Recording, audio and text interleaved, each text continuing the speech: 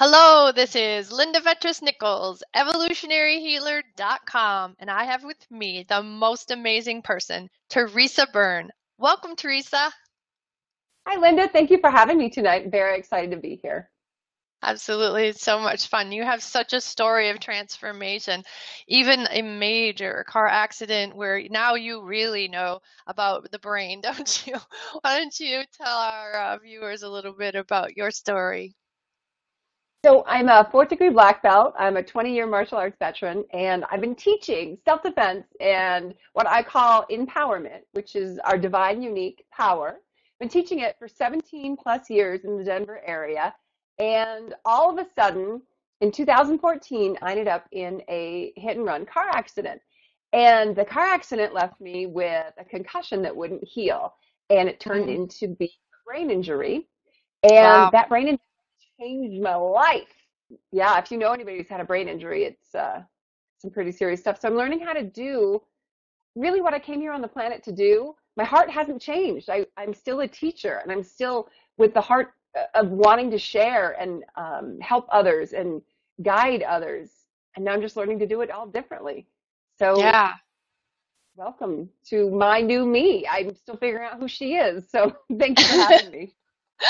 Absolutely. Yeah, and I love it. It's find your in power. Tell us a little bit about that word, your word, in power. I believe that we all came on the planet with this unique set of divine skills and unusual abilities and a way of being in the world that's truly our own power. And there's so many ways that we get out of our power, but when we're in our power, it's called in power. It's divine, it's innate, it's unique to each and every one of us. And it's something that I've learned through studying the martial arts over 20 years that I can see when people are out of their power in physical endeavors, and I can see it in emotional and life and strategic ways too. And it's really like when we're in our power, that's what's guiding us forward. So Love it. I teach. Thank you. I love that word. That's a cool word. All right. So you are going to talk about love was always the answer, the funk or just that kind of ick mood that we can wake up with. And it's all about boundaries. Is there anything you want to say before you get started? I believe that there are many, many things that will take us out of our power. And I really want to give the overview that we are truly at our best when we are in power. And everybody's in power is going to be unique to them. And what helps them get in power, uh, what I've come up with are some unique and divine ways. What you do, you've got some unique and divine ways to help people get to that same power. And I want to say how much I love that. We're both sort of um, going at an issue or problem in the same with different abilities. So Yeah, we did find a lot of commonalities. We've had some great conversations. All right, are you ready to move into love was always the answer? absolutely. All right. So love was always the answer. Tell us about that. So when you think about the things that make you feel great, you're thinking about things that are joyful. You're thinking about things that are giving you bliss. And you've heard the word, most of us have heard the words, follow your bliss. Well, there's a reason. On a vibrational or a frequency scale, love ends up coming up here. And then there are the parts of our lives or the things that have happened in our lives that are down in these lower evolutionary parts. And that could be fear. The lowest on the scale is usually shame or guilt or regret or blame. And really, Yeah. the way that we move forward or heal is love. So, love Mhm. always was the answer. And as our souls go through the changes of the evolution, and even as a self defense instructor, it's odd for me to be saying, well, love is the answer when I should be saying defense is the answer. And I'm saying something different compassion, joy, love. Love always was the answer. That is what's going to change the planet, and that's what's going to change our cells. If you've ever heard of the work of Dr. Miyamoto, who studied Yeah. water crystal healing, Yeah. when we're made up of a great deal of water, I think it's 67, 70% water. Right. When you have our cells present with love, they heal to the light and the presence that they need to create the next evolution of whatever they need. Yeah. And Um, our brain is especially full of water. yes, Right? I have found out dehydration and brain injuries is not a good idea. Oh, no, Fluffy, for sure. Okay, so your heart, that's very much a part of understanding that love's always was always the answer. So tell us more about the heart. I had a really big awakening a few years ago when I realized most of us are trained or we are armored. We protect ourselves. We learn protection and we learn how to guard our heart. We learn how to, we learn basically how to um, play small and keep our hearts to ourselves like it's something that needs protected. When the truth is, your heart is the greatest gifted tool and warrior within you. Your Yeah, heart is, warrior. yeah, your heart is your warrior. It's part of that inner warrior system. And Hmm. truly, when you're able to find a way to unleash your heart, unleash the power of love through your heart, then you don't need protection because your heart will guide you. And there's so many people that live in states of fear or they fear vulnerability when actually authenticity helps them grow. Opening Right. up is what makes them stronger. Hmm. And I think Yep. Mother Teresa, Gandhi, these are open-hearted warriors, Yes. spiritual warriors. And you know Yep. something about that. I do. I have my clients go to the back of their heart, and when you do that, your chest kind of rises up and your shoulders go down, and you're in a very open and relaxed position. And then I have them even think about, kind of the ballet arms, or opening all the way wide like the bird, and just puffing up all their cells.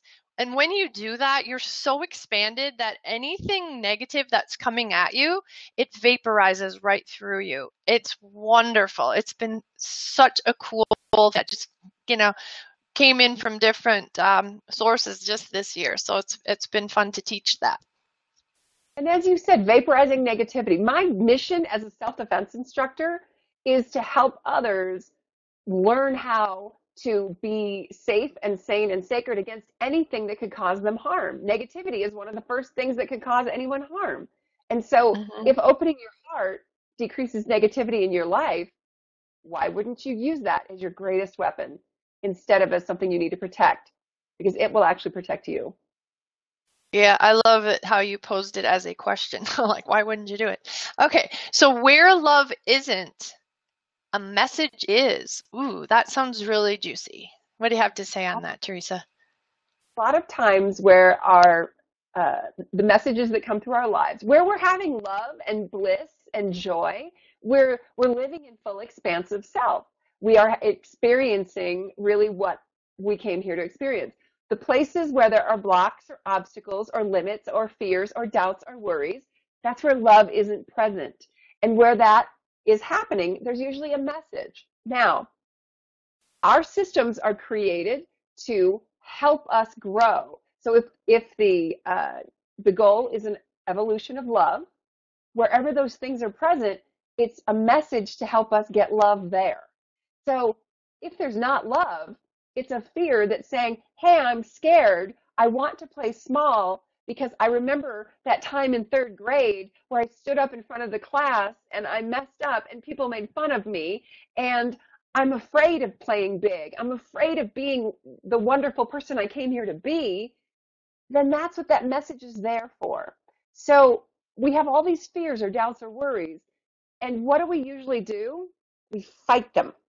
I'm going to conquer my fears. I'm going to badmouth my fears. I'm going to take them down. And my mission is really to teach people how to love their fears, how to understand that they're coming from a place of love, but they're just giving us a message. Let me ask you this. If you have people in your life that you're most worried about, do you want them to be risky and like risk it all and live large, or do you want them to be safe? What Well, would you say? that initial reaction, so that lower brain is, oh, I want them to be safe, But if I want the best for them, and if I love, have all this love for them, then I set them free. I love them enough to set them free, even if it means that they die, right? So Right. it's an But interesting question. our our systems are created to keep us safe. So those Right. fears are really ways of keeping us safe. They love us enough to try to keep us safe. And it's our job to love them back, say, I hear you, but I'm going to take this big chance. Yeah. Yeah, I love it. Cool. All right. So getting and staying in love. What are you talking about? It's funny. Did you know that the average 4-year-old laughs over 250 times a day? And the That's a great average grown statistic. it's a true statistic, and the average grown up laughs 7 times a day. The average grown up is not you or me, by the way. But yeah, I hope not. Right. There you go. There she goes. Ladies and gentlemen, Linda laughs. So the average 4-year-old knows what makes them laugh. They laugh at everything. They find everything funny. And the Right. beauty in that is that they know what they love. And if they don't like something, what do? Oh, they tell ya. Yuck. Right? Exactly. And so when you're able to go towards the things that you love, find the things that you love, spend time with the things that you love, and it allows that thing or that emotion to come into your cells. We can change our cells. Our bodies change. You would probably know the statistic better than I. What is it?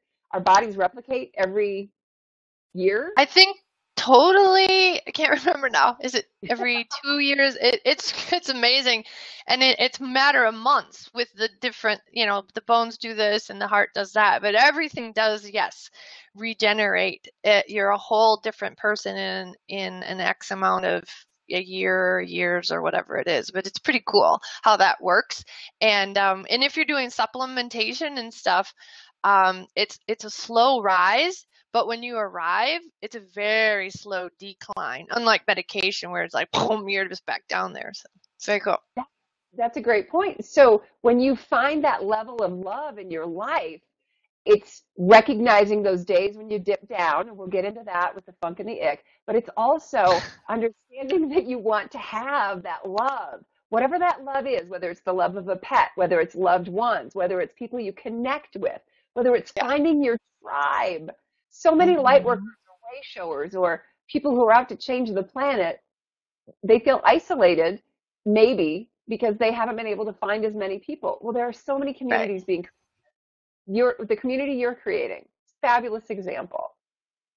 Thank you. Get Yeah, and stay it's been fun. connected. Get and stay in love, wherever Yep. love is.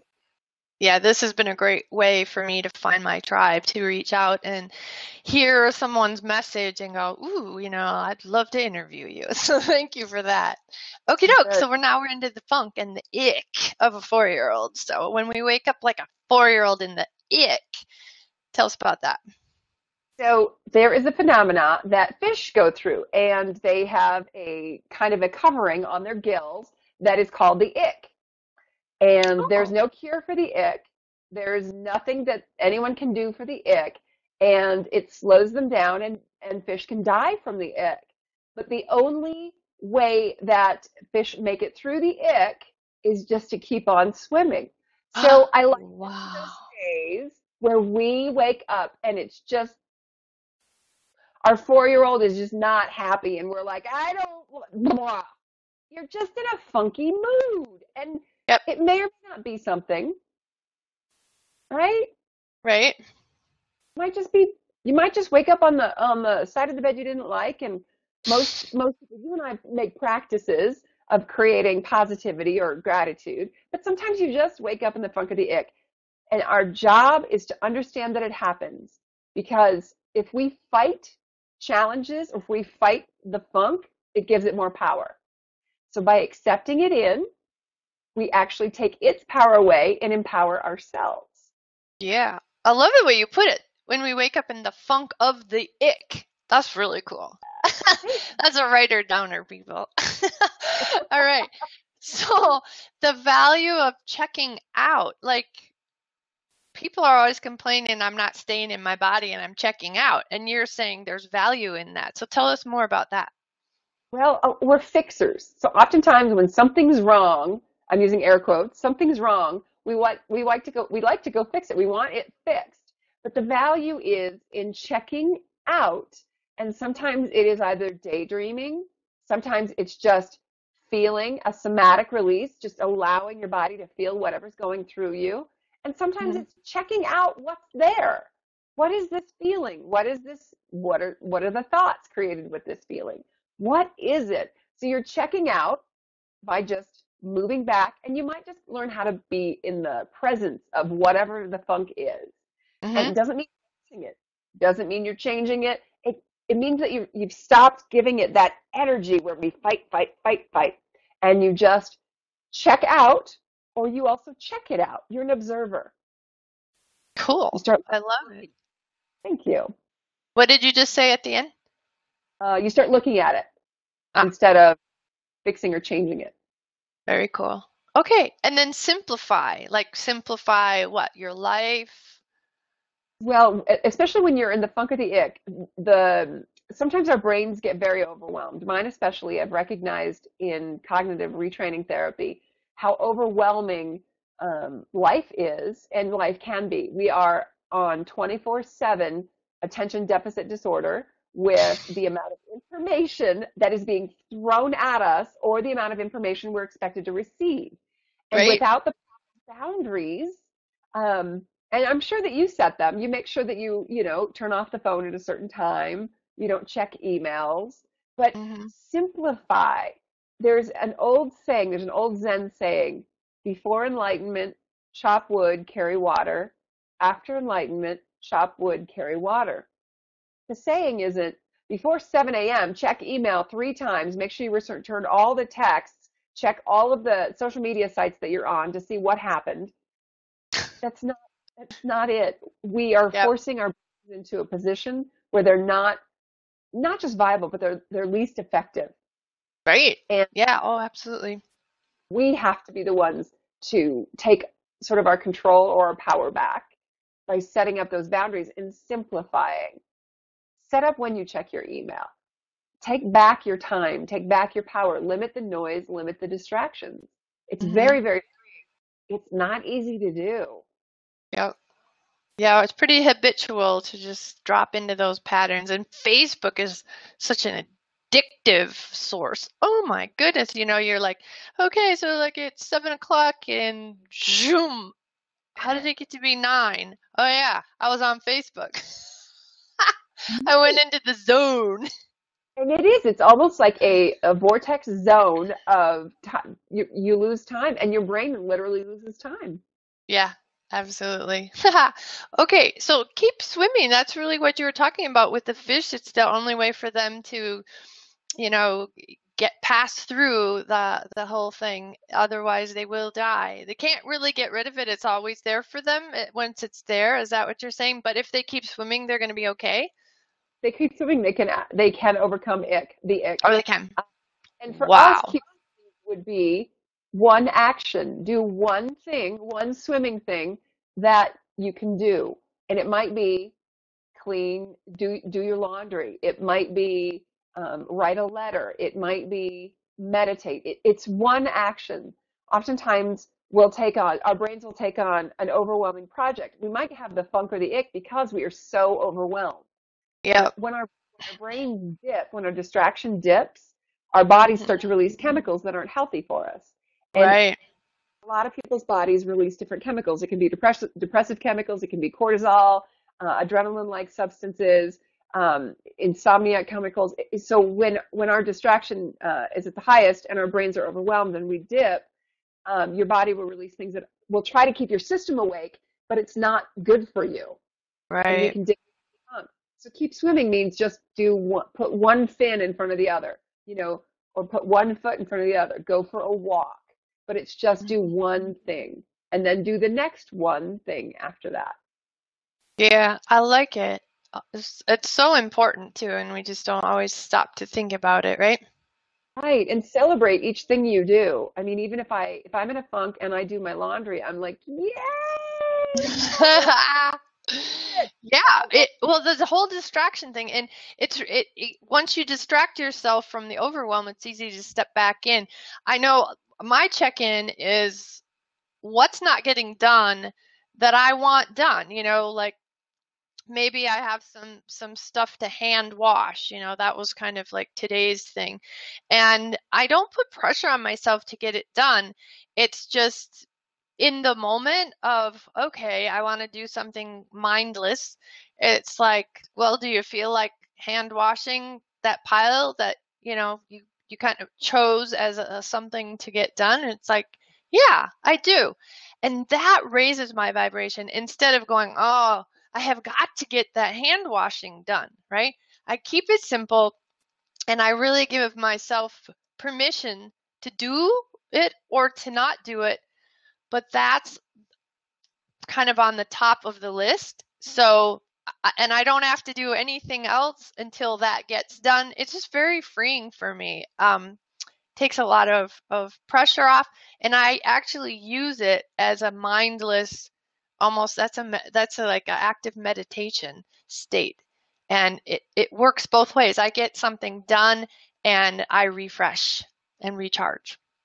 And that's the beauty of it. And in fact, in all like Buddhist, well, so I own a martial arts and fitness studio, and part of our work is that we clean the studio, and that's actually part of our way of getting focused, our way of getting Zen.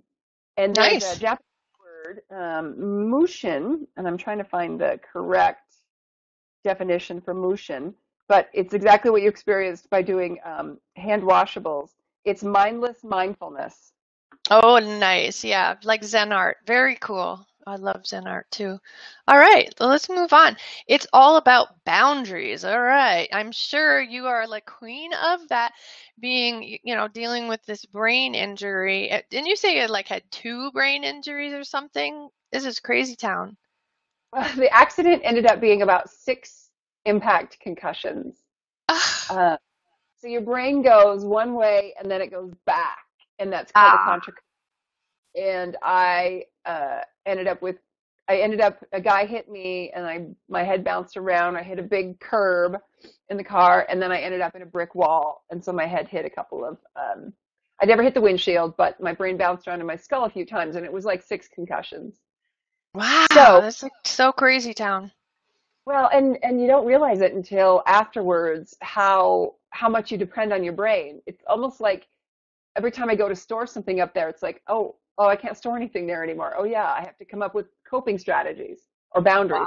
Wow. Yeah, or boundaries. Very cool. Boundaries for your energy, boundaries for even data storage. Phew, wow. Okay, so the secret of limits. What is the secret of limits? But the secret of limits is they don't set themselves. Ha! Oh, Good one. you'd love that. That's a no-brainer, writer downer. The secret of limits is they don't set themselves. Boundaries is something that I like to think of as not just us saying no against a bad guy, or no against a stranger in stranger danger, or no in self-defense, but it's like self-love. Boundaries are self-love as much as they are self preservation and self-defense. The word that I like to use is pre-defense. So the work that I do is based on pre-defense. I can tell that you like that. I The do. secret of limits, I just made that word up this weekend, by the way. That's new. My brain likes to make up words. The secret of limits is they don't set themselves. So we were all taught or not taught correct boundaries growing up in households that probably didn't have great role models. Hmm. It's not like you say to your parents, excuse me, I don't feel listened to right now. Excuse me, I don't feel as if my words are being heard. Excuse me, we didn't grow up that way. We didn't have great role models. Yep, for sure. I So love it. we learn boundaries on the fly. Now, how do we actually set our limits? Usually we set them when we're upset. How do you Yeah. usually tell if you're upset with Terry, you probably will tell him when you're upset. Now, you're pretty evolved, so you'll sort through it and wait to feel how you feel and see what's going on. But most people will get angry and say, "Hey, you can't say that to me," or "I don't like that." And that's not a great time to be setting boundaries or setting limits because you're angry and you're upset Right. and you're overwhelmed. Yeah, it doesn't And does matter how evolved you are. You get the wrong food or like even wine or some form of alcohol. It just hits my liver hard. half a glass of wine and I can feel the buzz. Then I pay for it because it hits my liver. And both of us, if we've had a glass of wine for dinner the night before or something, can actually be that way, like rah, and like where did that come from? And we'll all of a sudden be fighting, and it's like, wait a minute. Number one, we don't want to be fighting, and why are we fighting? So yeah, I hear you. But that's a great thing. The secret of limits is they don't set themselves. And so the knowledge would be awareness is your friend, knowing if we have a half a glass of wine, there's a good chance that we're going to feel yucky tomorrow. And we have to be aware. Treat Yeah, each and we other. are. It was like, oh, we're gonna start fighting, and we don't get there. It's kind of cool. Right. And the secret of limits is that I have to have a sleep protocol to be able to, because I don't like it. I don't like that I can't. I have insomnia and sometimes I have PTSD in the middle of the night, but I have Wow. to, oh, I would never wish a brain injury on anyone. Not that I would wish harm on anyone, but, Right. and in the middle of the night, I will wake up in a panic thinking, bad things are happening in a total anxiety attack. So I have to turn off all electronic equipment. I have to have tea. I have to spend my quiet time.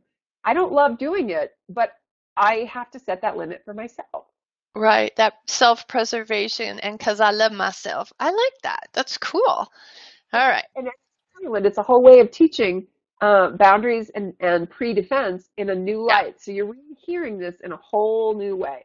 So Hmm. no is a oftentimes there's so many reasons that we don't like to say no to people or Hmm. to projects or to things. Um, the last time that, uh, when was the last time that you felt uncomfortable saying no? Can you remember? You're good at boundary setting, so this isn't fair. It's not a fair question. Oh man, I'm a seriously good delegator. Yeah, I say no more than yes.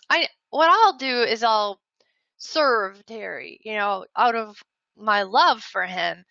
Um, and he has a brain injury, so I'm the special ed teacher. So I will make exceptions, and it will be to the detriment of my neurology, and then I will hit a limit, and I don't want to go there to hit that limit. So it's about checking in for me, not so much saying no, but just kind of checking in my from a place of love and nurture. I'm Cancer, so we nurture. We're the moms, take care of everybody, and forget to take care of ourselves. So saying yes to me is probably the biggest thing. It's not so much of saying no, it's about really saying no to me, not to others. Does that make sense? Absolutely. So saying yes to yourself is making sure that you're taken care of. And I'm a Scorpio, so we tend to be very protectors, very much Mhm. protectors. And no is a full sentence means that if you're not comfortable with something, you can say things like, I'm not comfortable with something, I'm not comfortable with that, that doesn't work for me, offer negotiation, offer solutions. And we tend not to do that, and that gives our power away. Because what Right. do? On another project, or I said yes to something I didn't want to do. And then we're exhausted, we're Yep. overwhelmed, and we don't understand why we feel that way. Well, it's usually Hmm. because we're drained. Our power is drained. Right. I love adding today. That's not working for me today, right? If that's true. I mean, something might not work for you ever. That does not work for me ever. But that's not working for me today. Even like if somebody's used to having whatever from me or for me or whatever, so yeah, I can just add today. And I used to do that um, with little ones. Instead of that was a good girl, or that was a good boy, that was a good job, and or the today thing, can I have this? No, not today, right? It Mhm. doesn't like bring a solid wall down. And I mean, I'd let him know when it was like not ever. And sometimes it was mommy's rules, daddy's rules, and grandma's rules. Because everybody was treating them a little different. My now husband, he'd let the kids light matches. I mean, they were little too. And I'm like, I know, we're not gonna play with matches, light matches, nothing with matches, you know. So that was daddy's rule. It was okay to do that. It was not mommy's rule, and it wasn't grandma's rule either. Mommy and grandma had fairly similar rules. That was my mom. So very cool. Boundaries, yes. Okay, Love it. so boundaries as a practice. Tell us more about that. So boundaries are your first line of defense and your first line of expansion. Mm, Boundaries keep you love it. safe and sane and sacred. So you get to set your boundaries based on what works for you. So if you're going through a period where you really need to spend a lot of time soul searching, or if you're a lot of creative writers or content creators have to spend a lot of time in quiet mode or alone mode, and they've got to Yep. shut off distractions. So that practice might mean for a certain time they're shutting off distractions because it's helping them create what they came here to do. That's a Mm, powerful practice. yeah. Boundaries are a practice means you never just set a boundary and it's handled. It means that we're constantly ebbing and flowing. We're moving and we're allowing. There'll be people that you meet that you want to collaborate with.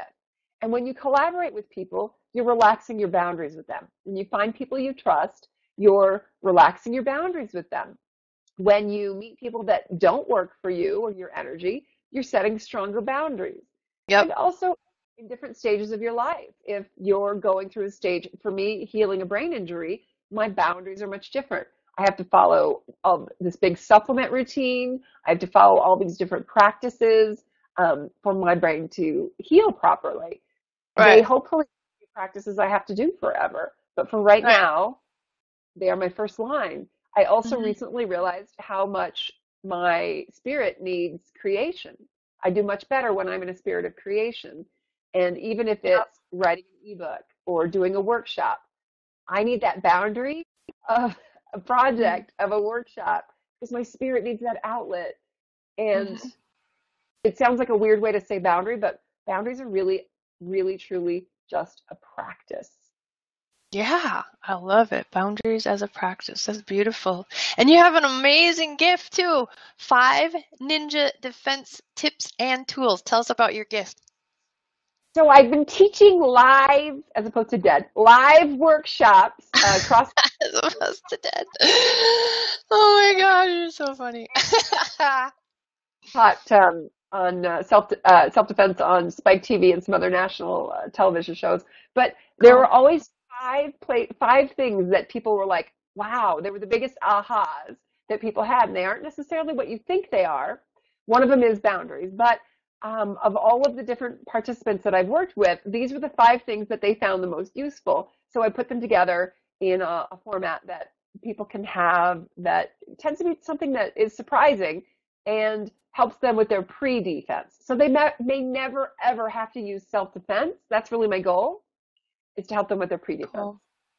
I love it. And I love that word too, pre-defense. So you can go back out to your email. Right below Teresa's bio is the link to get out to her freebie. You just go grab that because 5 ninja defense tips and tools. Obviously, this woman knows what she's talking about. So that's a very juicy and generous offer. So thank you so much for your gift, Teresa.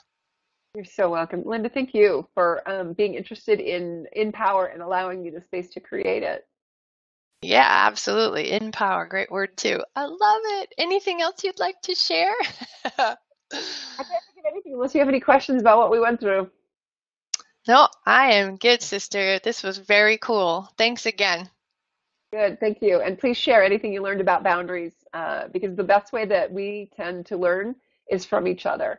Mm, We've been setting boundaries, we've been learning from each other for eons and eons. And hmm. the way that my workshop has always worked, my workshops have always worked, is that we learn from each other. So Yep, absolutely. And when you learn something new, until you turn around and teach it, you truly haven't embodied it until you turn around and take action on it yourself. You know, that's kind of that first step, and then turn around and teach it. And sometimes we can teach just by the action that we take, right? And others are observing where we're at and what we're up to.